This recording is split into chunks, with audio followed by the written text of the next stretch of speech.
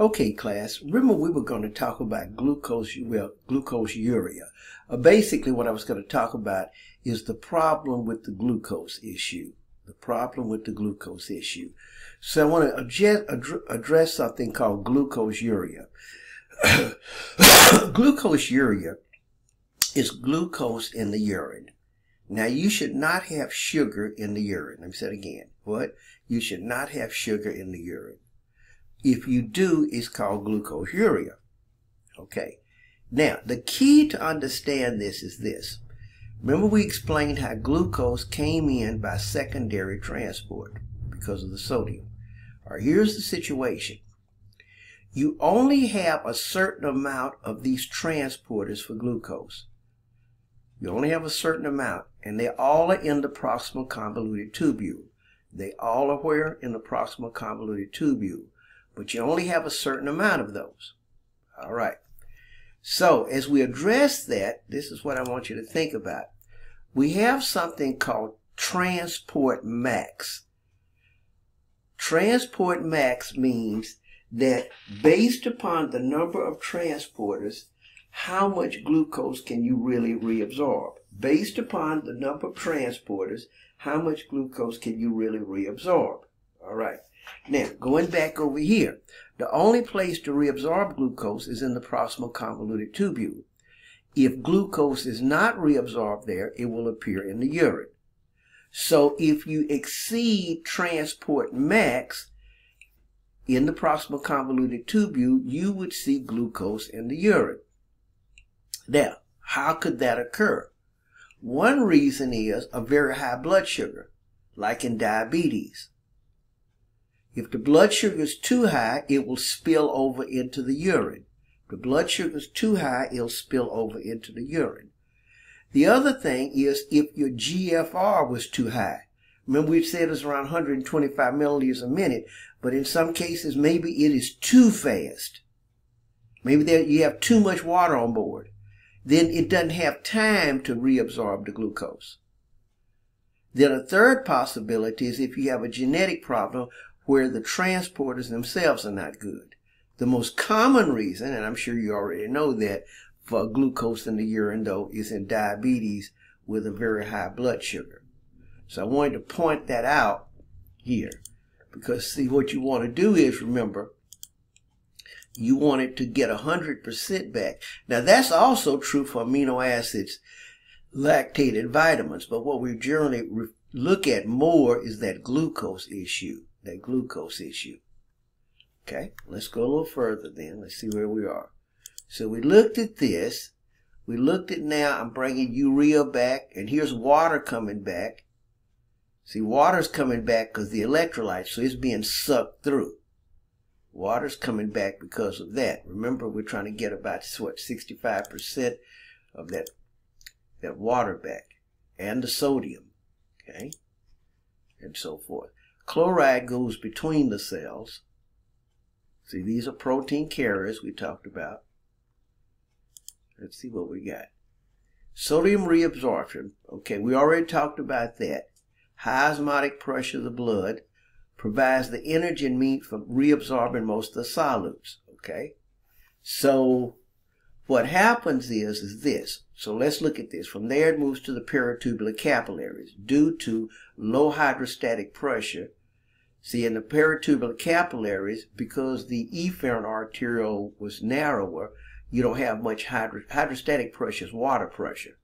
So if that's the case, let's go here. If you have a low water pressure, then it would be easy for what? Water to come from high to low. From high to low. Let's see what else we got. Okay. High osmotic pressure of the blood. Okay. Now, how did that occur? See, you didn't filter the plasma proteins. They are in here. The plasma proteins are in here.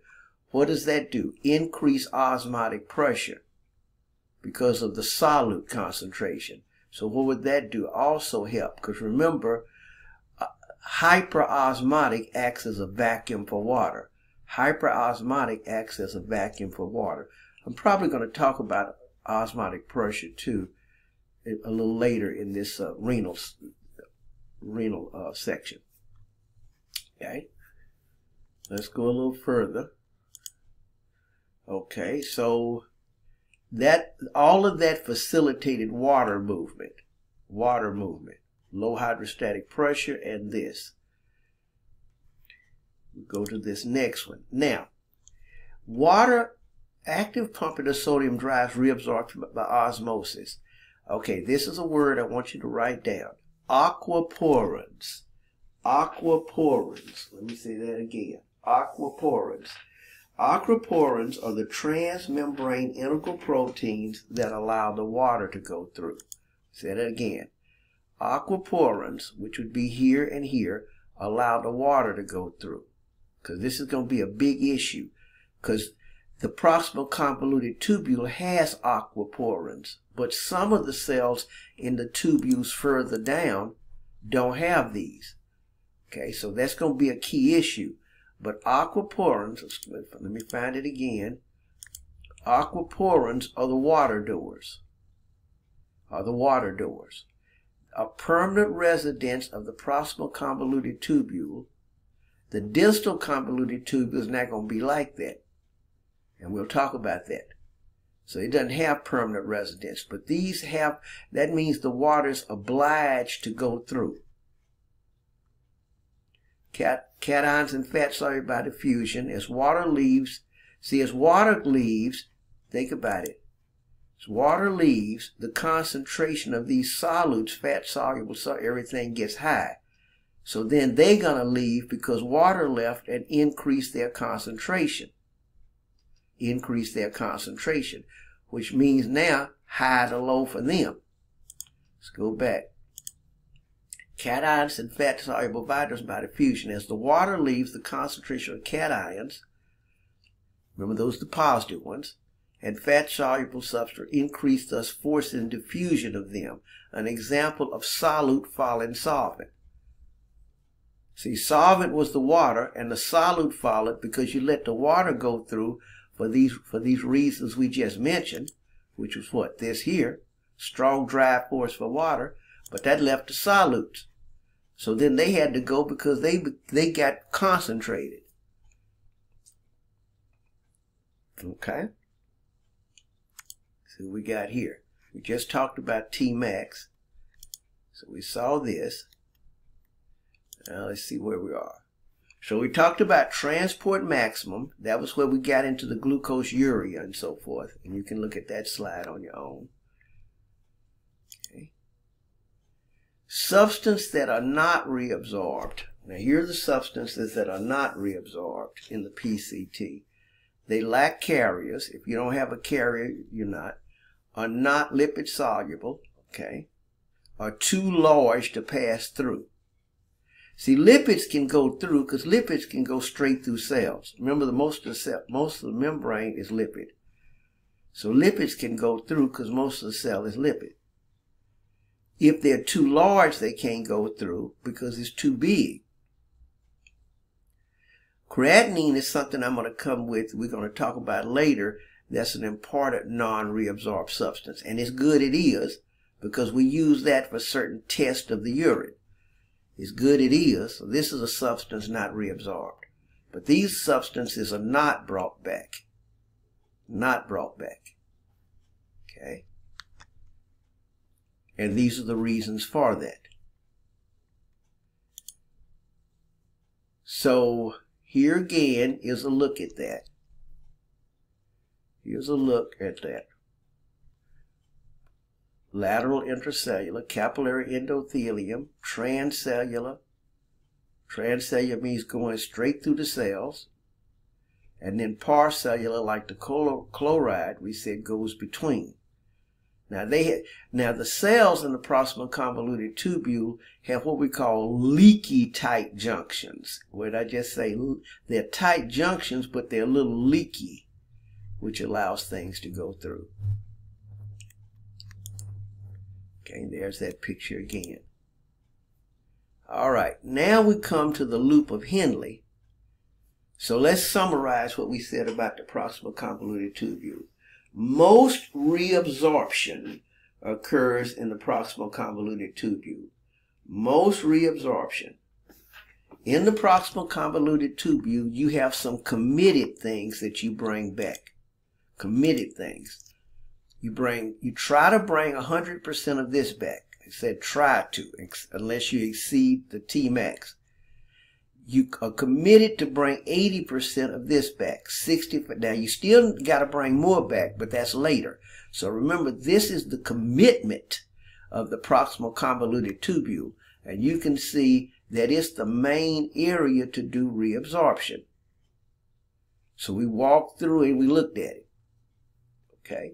We said that if you don't do glucose in the proximal convoluted tubule, it'll be in the urine. So just kind of hitting some high points of what we said.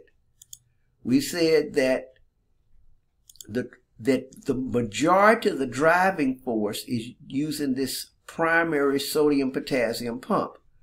And the pump puts 3 sodiums out but 2 potassiums in, but they leak out. That creates a tremendous gradient for sodium to pull sodium in through this secondary transporter.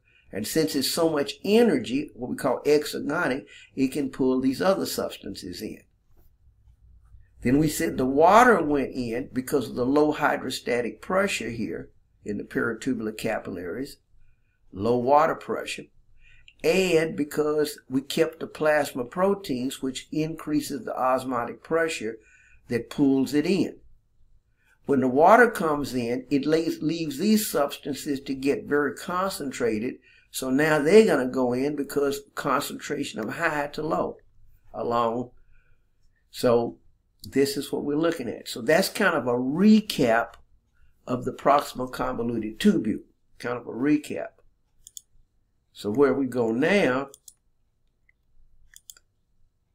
and then we had some things that you didn't reabsorb, okay? So now where we go